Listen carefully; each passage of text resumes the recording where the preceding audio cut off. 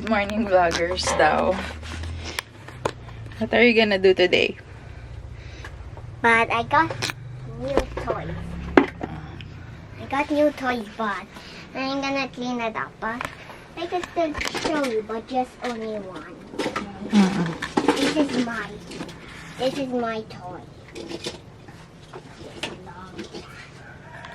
This is my toy, and this is how it works. Yan. Kahapon umalis kami, guys. Pumunta kami ng Morong Rizal. And I got friends there. Eh, may friends, yung mga pinsan ni Prime ay nakalaro niya. Tapos, binila namin siya ng toy kasi yun yung promise ni Pau sa kanya. Dahil, nag-request siya matagal na. Matagal na namin siyang hindi nabibila ng toy. Pero, ano lang to guys, mura lang. Hindi naman siya yung toy na, simpleng toy lang na parang, namin sa kanya ba. Pakonsuelo dahil sobrang pagod niya. Yeah, Dahil nag-commute lang kasi kami. So, sobrang tagal. You're so happy. Nag-enjoy naman siya. So, ayun. Nag-enjoy si Prime. Nagyayaya na nga ulit bumalik. Parang hindi napagod kahapon. Sobrang antok na antok siya habang pauwi kami. At Saturday, I want to go back. Oh, Saturday. Okay na. Sige na. Clean up your toys. And then magpe-prepare na sa school si Prime. Wala pa rin uniform si Prime. So, kukuha natin siya ng damit. Ayan pa yung isa niyang pinabili. Akala namin slime. May slime kasi silang nilaro dun kahapon. So, nagpabili siya. Kulay red daw. Yun pala. Clay dough. Nagkamali kami na. I wanted to be something else. Ayos mo na. Mom will go back to work. Naka-shift kasi ako. So, ito pakita ko lang. In-orderan ko to ng frame, guys, sa Shopee. But I was so happy last time because I have a lot of friends. Yeah. Happy daw siya. So, ayan, ang cute. So, ayan, ang cute. Ipapa-frame ko. Yung frame na talagang, kasi yung flower na preserved flowers. So, yan. Sana dumating na later para maayos ko siya doon. Tapos, magiging display na siya doon sa aming table.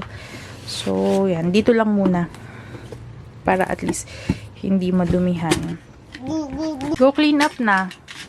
Nan is waiting for you downstairs. Okay. Smells like Play-Doh. So, guys, nag-sale ako nung weekend. And, yun, medyo marami kaming lineup for today. May pasok yung aking mga nail artist, si Kim and si Kier. Tapos, after shift ko, kailangan kong sipagan. Kahit gaano pa ako kaantok kasi parang 4 hours lang yung tulog ko. Dahil late na din kami nakauwi kagabi. Kailangan kong mag-duty naman sa Prime Nails. Tutulong ako sa paggagawa ng mga orders. Tapos may tinatapos pa kasi kaming lineup for a new branch ng Prime Nails. So, thank you Lord for keeping us busy. God bless us all. And today is a start ko na yung level up na fasting ko, which is yung 16 hours of fasting. 16 by 8 yung pinaka-popular na fasting. Kasi medyo effective naman yung pinafollow ko na 14 hours. Pero feeling ko kaya ko na siyang i-extend up to 16 hours this time. So, itatry ko muna siya for this week. Tapos kapag okay naman, tutuloy-tuloy ko na siya. Hopefully talaga, yes, maging consistent. And ayun, sana mas effective siya. So, ang last meal ko dapat today is 10 a.m. So, yun. Good luck! Alam niyo ba, Momshies, may ikukwento ako sa inyo. Nung kami ay nag-parent orientation last time, recently lang, tinawag kami nung teacher ni Prime, yung pinaka-advisor niya, kasi isa lang naman yung teacher niya. And then, kwento nung teacher niya sa amin na si Prime daw ay umiyak sa school last Friday, nung last day niya. Kasi nung nag-orientation kami, weekend yun, Saturday. So, sabi niya, alam niyo ba, mommy, daddy, si Prime, kahapon, umiyak daw siya, and then, apparently, medyo nabully si Prime ng bahagya ng kanyang classmate. And yung classmate niya is Kinder 1 kasi sa school nila, yung Kinder 1 and Kinder 2 magkasama sa room. Pero yung Kinder 1, 2 hours lang. And then, sila Prime, for Kinder 2 naman, 3 hours. So, yun yung lesson nila na advanced na kapag wala na yung mga little kids ng Kinder 1. So, 3 lang kasi ata yung Kinder 1. And yung medyo nambuli kay Prime, ano lang siya, parang 3 years old lang. Sobrang liit pa niya, tas hindi pa nga ata nakakapagsalita ng yun tuloy-tuloy. So, to cut the story short, medyo pilyo yung classmate niya na yun kasi nga parang baby pa siya. Pero yung ginawa daw kasi kay Prime is pinagpapalo daw yung ulo niya. So nasa unahan daw si Prime, yung classmate niya sa likod pinagpapalo-palo ng pencil yung ulo ni Prime habang nakatalikod si Prime. Tapos yung teacher niya sabi, nakita na lang daw niya si Prime na tumutulo na daw yung luha habang nakayuko sa kanyang upuan. So medyo na ano talaga kami ni Pao.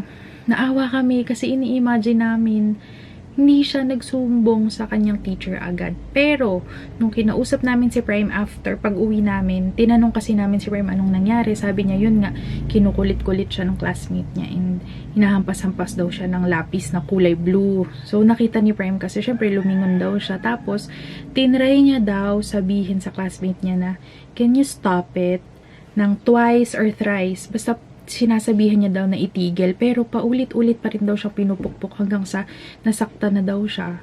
Doon na daw siya umiyak. So, magkahalong frustration, magkahalong sakit na dahil paulit-ulit niyang hinahampas yung likod ng ulo niya. And then frustration dahil tinry niyang sabihan to stop it, pero hindi tumitigil. Kaya siya, ayun, naiyak na lang. Pero yun nga, syempre, ano na din sa amin to, eye-opener na talagang paalalahanan si Prime na kung ano yung mga instances na gagawin niya kapag nangyari ulit yun. Like, sasabihin niya sa teacher niya kapag may umaaway sa kanya, mga ganun. Syempre, una, preschool pa lang naman si Prime, so dito nagsistart yung talagang i-guide namin siya kung ano yung mga dapat niyang gawin moving forward. And yun nga sabi ni teacher, syempre tinanong ko din siya kung meron ka bang ginawa sa classmate mo, bakit ka pinapalo, wala naman daw. So parang kinukulit lang siya talaga. Kasi di ba may mga gano'n naman na kids, iba-iba naman ng mga kids, may mga gano'n na nangungulit lang, pero hindi naman yung, alam mo yun, hindi naman yung talagang intentionally na gustong mambuli or manakit ng bata. Kasi matanda si Prime doon ng 2 years nga ata. So, yun, medyo ano pa rin talaga, baby pa siya. And yun nga, medyo nangungulit lang yung bata kung tutuusin. Hindi naman yung intentionally na alam niyo yun, na talagang nambubuli na, matured enough na, yung may isip na talaga, tapos trip lang nilang manakit ng classmate. So, alam kong na-assess ko naman ng maayos din. That's why yung reaction namin ni Paulo is to ask the teacher kung nakausap na rin ba niya yung parent nung kid, and to make sure na aware yung parent na ganun yung behavior nung anak nila doon sa classroom para mag-guide din nila yung anak nila and hindi na maulit yun, 'di ba? So kasi parent naman talaga yung mag-guide sa ating mga kids. So, ayun, medyo nalungkot lang kami in buong orientation talagang parang ang sad namin. Kasama namin si Prime noon eh. Pero okay naman daw, sabi ng teacher na parang pinagharap niya daw si Prime and yung bata, yung classmate niya na parang face to face sila. Ina-explain ni teacher na dun sa classmate ni Prime na mali yun, maling manakit ng classmate, it's bad. And then, in-explain din ni teacher kay Prime, oh Prime, kapag nangyari to, don't be shy to tell me. Yun. So, talagang, yun ang priority namin kung paano masusolusyonan. And sabi naman ni teacher na nilipat din niya ng upuan na yung bata na yun kasi baka nga maulit. So, minake sure na din namin ni Pao na pwede bang parang iibahin yung upuan ng bata, yung hindi na siya yung nasa likod ni Prime, baka kasi maulit. Pero yun nga, lagi namin pinapaulit-ulit sabihin kay Prime, moving forward, ano bang gagawin mo pag nangyari to? So yung mga ganun, mga situational yun, scenarios na anong gagawin mo next time kapag may nang asar sa'yo, kapag may if someone do bad things to you in your school. So yun, sabi niya naman, I will tell my teacher, and sana naman talaga is yun na, yun, wala nang mangyaring ganon. Kasi yun yung number one na medyo kinakakaba namin ni Pao, na ipapasok namin siya sa big school, baka may mga bullies, pero hindi naman mawawala yung bullies eh. I myself, na-encounter ko yun nung grade school ako, talagang madami ding nambubuli sa akin. So, nasa pag-a-advise yun ng parent, nasa pagpapalaki sa inyong mga anak, and pag-guide natin sa ating mga anak kung papaano natin ipapahandle sa kanila yung ganong kind of situation. So, yun, sabi ko nga, prayer ko nga after nun, sabi ko, Lord, sana gabayan mo po kami ni Pao kung papaano namin i-guide si Prime ng tama, and paano namin siya mapapalaki ng mabuting bata, paano namin siya mapapalaki na gumawa ng mabuti, hindi lang maging mabait kung hindi maging mabuti, kasi magkaiba yun eh.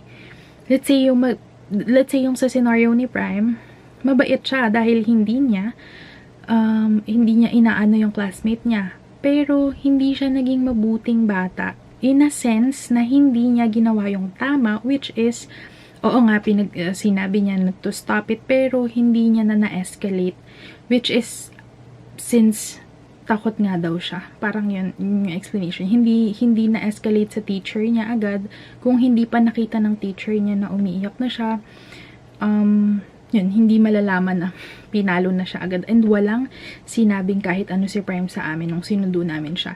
Meaning, sabi nung kanyang teacher, baka daw dahil hindi na naisip ni Prime sabihin, dahil nga napalitan na yung sadness niya ng happiness daw after nun, parang pinag-sorry niya yun nga, pinagbati niya yung dalawa. Hindi naman nag-away totally, pero in-explain niya kay Prime na, oh, hindi na yun uulitin ng classmate mo, kasi narinig din ni Prime na pinagsabihan ng teacher niya na, oh, bad yung ganon ha, wag mo nang uulitin yun. So, ngumiti na daw si Prime noon, and naging positive na yung ni Prime, yung mood ni Prime all throughout hanggang pag-uwi nila. So, yun. Lahat naman tayong mga magulang is natututo din tayo. Everyday experience. Every day is a learning experience. Every day is an opportunity for us to be better, kung paano tayo magiging mabuting parents sa ating mga anak. So, ayun, share ko lang sa inyo, guys. Thanks for listening, and kung meron kayong mga tips or suggestion, anything about your child na na-experience to, kung ano ba yung parenting na ginagawa nyo, or tips kung paano nyo hinahandle yung situation ng mga ganito, please let me know then. And I am really open for all the suggestions, since yan, we are a first-time parent then of a preschooler. Pogi! Oh, anong sinabi ni mom? And then, when someone does bad things to you? Tell teacher and nan and mom. Yeah, make sure, okay? Okay. And don't let anyone hurt you. Okay. Okay, good job. And be good at school. Okay. And be kind, okay? Okay, you're the big time. And do good things. Yeah, but What is good but things? brief, sharing. What else? Good things. good You are also good if you do the right thing, which is telling your teacher if something happens, okay? Okay. Oh, ano yung kwento mo? Your classmate Reese? Yeah, why if she was absent? Absent yung friend mo. Yeah, but my one friend named Zach come there. Okay. So, ang dami mo palang friend. Eh, anong pangalan nung nang away sa'yo? I forgot. You forgot. Yeah, I But forgot. he's still a baby, right? Yeah. He cannot even talk. Yeah. Okay. He only just when it's playtime. He only plays, but not talk. Okay. So, he's really a baby pa. Yeah. So, you understand that he's still a baby. That's why. Sometimes he's being naughty. Right? Yeah. Okay. Go there na. Baka malate. Mom will work. Yeah.